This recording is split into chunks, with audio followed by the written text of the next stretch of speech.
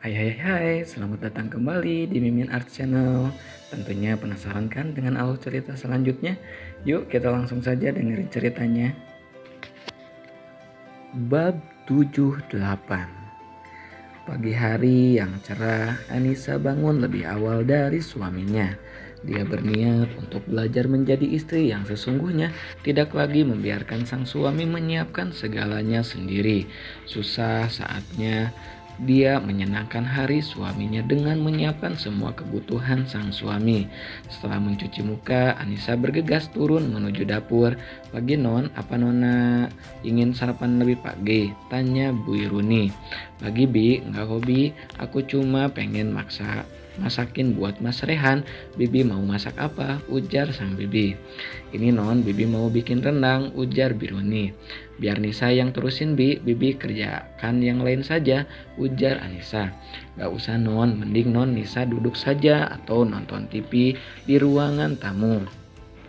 Nanti kalau udah beres masaknya, bibi panggil non," ujar Biruni.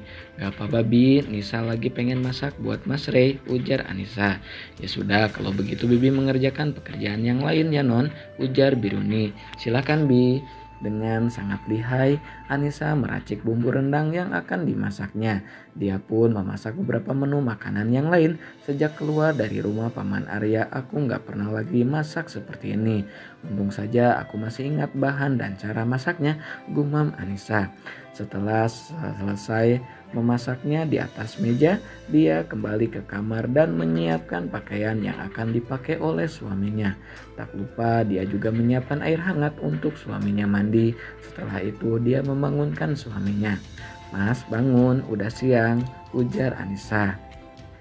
"Jam berapa?" tanya Rehan. "Udah jam 6 lebih 15 menit, ayo bangun," tita Anissa. Rehan bukanlah orang yang susah untuk bangun sehingga Anissa dengan mudah membangunkannya. "Baiklah, aku mandi dulu," ujar Rehan.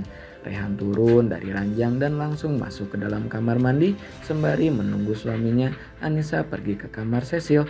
Suara pintu ketokan terdengar. "Masuk," teriak Cecil. Anissa membuka pintu kamar Cecil dan masuk ke dalam. Dilihatnya Cecil yang sudah bangun dan hendak masuk ke kamar mandi. "Aku kira kamu belum bangun," ujar Anissa. "Baru saja bangun Mbak." "Ada apa?" tanya Cecil. "Gak apa-apa, tadi niatnya mau bangunin kamu," ujar Anissa. "Ya Mbak, ini Cecil juga mau langsung mandi," ujar Cecil. "Ya sudah, kalau gitu aku keluar dulu," ujar Anissa. "Sayang," teriak Rehan. Anissa yang mendengar teriakan suaminya bergegas kembali ke kamar. "Ada apa?" tanya Anissa. "Kamu lihat jam tangan aku yang semalam dipakai enggak?" tanya Rehan. "Aku enggak lihat, memangnya disimpan di mana?" tanya Anissa. "Seingatku semalam aku simpan di meja rias ini," tunjuk Rehan. "Coba cari lagi, siapa tahu di tempat lain," ujar Anissa. "Aku yakin semalam ada di sini," ujar Rehan kekeh. Anissa berjalan menuju lemari dan mencari jamnya di sana namun tidak ada. Sedangkan Rehan membuka satu demi satu bantal yang ada di kasur. Anissa menuju sofa dan mengangkat jas yang tergeletak di sana. Anissa mengembuskan napas kasar saat melihat apa yang dicari ada di bawah jas itu.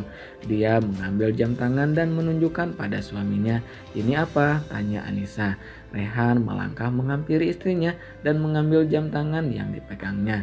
"Maaf, aku lupa menyimpannya," ucap Rehan.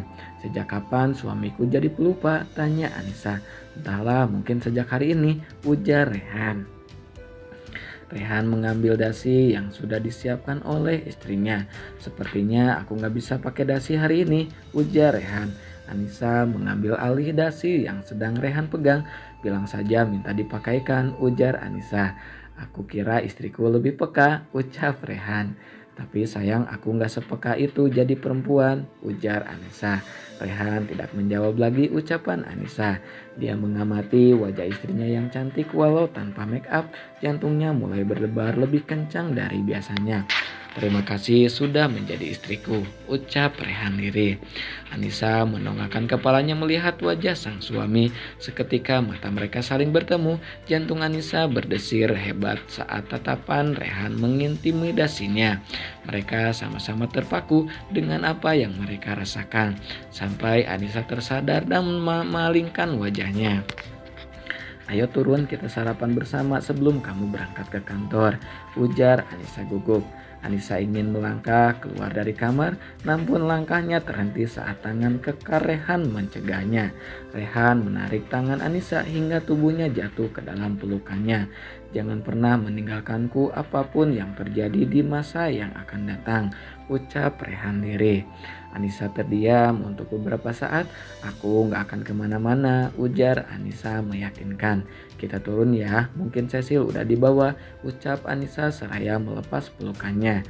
Akhirnya mereka berdua turun menuju ruang makan. Di sana terlihat Cecil duduk di kursi yang sudah siap dengan seragam dan tasnya. Pagi pak, pagi kak. Pagi kakak ipar, sapa Cecil. Pagi Cecil, jawab Anissa. Mereka bertiga makan bersama-sama tanpa ada percakapan apapun, hanya denting piring dan sendok yang terdengar di ruangan itu. Seusai sarapan, Cecil dan Rehan berangkat dengan kendaraan masing-masing. Fasilitas yang pernah disita oleh kakaknya sudah kembali sehingga Cecil bisa membawa mobilnya sendiri. Setelah kepergian suami dan adiknya, Anissa masuk ke kamar untuk membersihkan tubuhnya. Tak lupa Anissa berendam di dalam bathtub untuk sekedar membuat tubuhnya merasa rileks. Jadwal kelasnya hari ini memang lebih siang dari biasanya, sehingga dia bisa sedikit santai. Setelah selesai dengan ritualnya, dia merias wajahnya dengan bedak tipis agar terlihat lebih natural. Lalu dia mengambil tasnya dan pergi ke kampus. Saat tengah perjalanan dia melihat sosok yang sangat dia kenal. Itu kok kayak Bibi Murni? Pria itu siapa? Gumam Anissa. Pak berhenti dulu sebentar, tita Anissa pada sang sopir. Anissa mengamati bibinya dari dalam taksi. Terlihat jelas sosok sang bibi yang bergandengan dengan seorang pria berbadan kekar yang diperkirakan umurnya lebih muda dari bibinya. Mereka terlihat keluar dari sebuah salon ternama. Pria itu bukan paman. Lalu dia siapa? Gak mungkin kan kalau bibi selingkuh. Kok mereka mesra sekali, gumam Anissa lirih. Saat Anissa melihat mereka melajukan mobilnya, dia meminta sang sopir untuk mengikuti mobil yang membawa bibinya. Pak, putar arah, ikuti mobil itu, titah Anissa. Sang sopir langsung memutar arah dan mengikuti mobil yang Anissa maksud dari belakang. Sampai mobil itu tiba di salah satu restoran siap saji, mereka masuk ke dalam restoran tersebut. Pak, tolong tunggu di sini ya. Argumentarnya nyalain saja, enggak apa-apa, ujar Anissa. Lalu Anissa turun dari tadi dan ikut masuk ke restoran itu. Tak lupa Anissa memakai kacamata hitam dan sebuah sal yang ada di tangannya untuk menutupi kepalanya agar bibinya tidak mengenali dia. Dia memilih meja yang tak jauh dari tempat sang bibi. Anissa juga standby ponsel di tangannya untuk mempermudahkan jika sewaktu-waktu dia membutuhkannya. Anissa melihat dengan jelas kemesraan bibinya dengan pria itu membuat Anissa merasa jijik dan mual. Dia lalu membuka ponselnya dan diam-diam merekam adegan mesra sang bibi. Ini bisa aku pakai untuk menghancurkan rumah tanggamu, Bibi. Suamimu akan shock melihat apa yang istrinya lakukan di luar rumah, batin Anissa. Anissa tersenyum sinis melihat berbagai macam kemesraan yang dia rekam itu. Selain licik dan jahat, ternyata kamu juga main gila di belakang suamimu.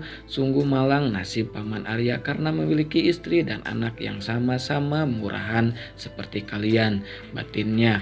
Oke, sepertinya ini sudah cukup. Sebentar lagi kelasku dimulai. Aku akan menemukan kebusukan kalian lain waktu, gumam Anissa lirih. Dia bangkit dan keluar dari restoran itu lalu masuk ke dalam taksi yang menunggunya. Pak, antar saya ke tujuan awal, titah Anissa. Sang sopir mengangguk dan melajukan mobilnya lagi. Sesampainya di kampus, Anissa membayar ongkos taksi dan masuk ke dalam gedung. Dia berjalan lebih cepat karena kelas akan segera dimulai. Namun tak disangka dia bertabrakan dengan seorang saat ingin berbelok. Karena tabrakan itu membuat buku yang Anissa bawa jatuh berhamburan di lantai. "Maaf, aku nggak sengaja," ujar pria itu. Maaf juga saya nggak lihat jalannya," ujar Anissa. Dia merapikan kembali buku yang jatuh dibantu oleh pria itu. "Sekali lagi aku minta maaf, kamu nggak apa-apa?" tanya sang pria. "Saya tidak apa-apa, permisi, saya buru-buru," pamit Anissa. Anissa langsung berlari masuk ke kelasnya. Dia bernapas lega saat dosen datang setelah dia duduk di kursi. 2 jam sudah Anissa mengikuti pelajaran sampai akhirnya selesai. Dia meregangkan tangannya sebelum beranjak dari duduknya. Setelah itu dia keluar menuju kantin kampus. Dia duduk di salah satu sudut kantin dan memesan makanan. "Gimana caranya aku mengintai mereka ya? Kalau bilang ke Mas Rehan pasti nggak dibolehin keluar sendirian. Apa aku minta temenin Cindy saja kali ya?" pikir Anissa. "Aku coba hubungi Cindy dulu deh," ujarnya.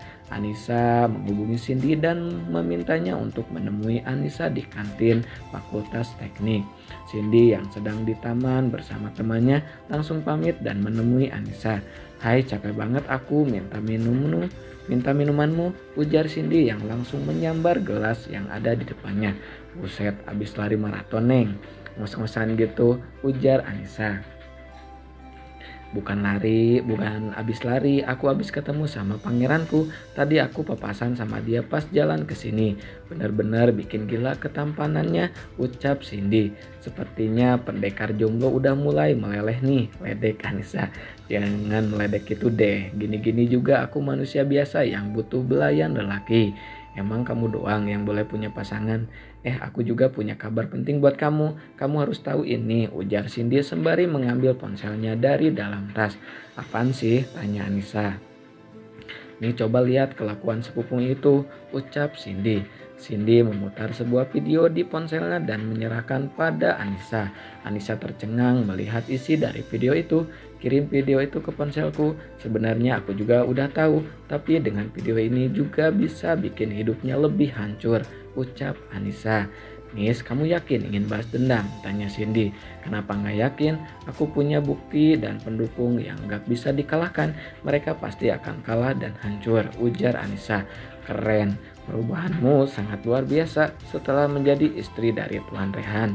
Kamu yang sekarang lebih kuat dari yang dulu," ujar Cindy. "Suatu hari nanti kamu akan lihat bagaimana mereka hancur karena ulah mereka sendiri. Setidaknya kalau mereka nggak mati di tanganku, mereka harus membusuk di dalam penjara," ucap Anissa. "Apa itu nggak keterlaluan kejam nih?" tanya Cindy. "Terlalu kejam? Siapa yang lebih kejam dari pembunuhan berencana yang mereka lakukan pada keluargaku? Bahkan hukuman mati nggak bisa membayar perbuatan keji mereka," ucap Anissa penuh penekanan. "Tapi Nis, kalau kamu sampai membunuh mereka, kamu sama saja dengan mereka Nis," ujar Cindy. "Aku nggak peduli, selama mereka masih hidup dengan santai, aku nggak akan memaafkan perbuatan mereka," ucap Anissa. Cindy melihat dengan jelas tatapan penuh amarah pada mata sahabatnya, namun dia tidak bisa menahan apa yang ingin sahabatnya lakukan. "Kita rencanakan apa yang kamu inginkan nanti ya. Kita makan dulu, aku lapar banget dari pagi belum makan," ujar Cindy. Anissa menarik napas panjang lalu menghembuskannya perlahan. Dia menetralkan kembali perasaannya. Cindy lalu memanggil pelayan kantin untuk memesan makanan. "Suamimu tahu tujuanmu?" tanya Cindy. "Bahkan dia yang memintaku untuk membalas mereka," ujar Anissa. "Pantas saja kamu begitu bersemangat untuk membalas dendammu. Ternyata Tuan Rehan yang mendukungmu," ujar Cindy. Anissa tidak menjawab perkataan Cindy saat pelayan membawa pesanannya. Anissa langsung memakan bakso yang dia pesan dengan lahapnya. "Ini aku yang kelaparan atau kamu sih? Kok makannya lebih cepat kamu?" gerutu Cindy. Emosi itu menguras energi, jadi aku lapar, ucap Anissa santai. Ada-ada saja kamu Nis, ucap Cindy menggelengkan kepalanya. Mereka akhirnya makan makanan yang mereka pesan dengan lahap hingga habis tak tersisa. Nah segitu dulu ya bab 78-nya. Makasih banyak buat kakak-kakak yang selalu stay tune. Jangan lupa di like, di subscribe juga kakak. Makasih kakak, bye-bye.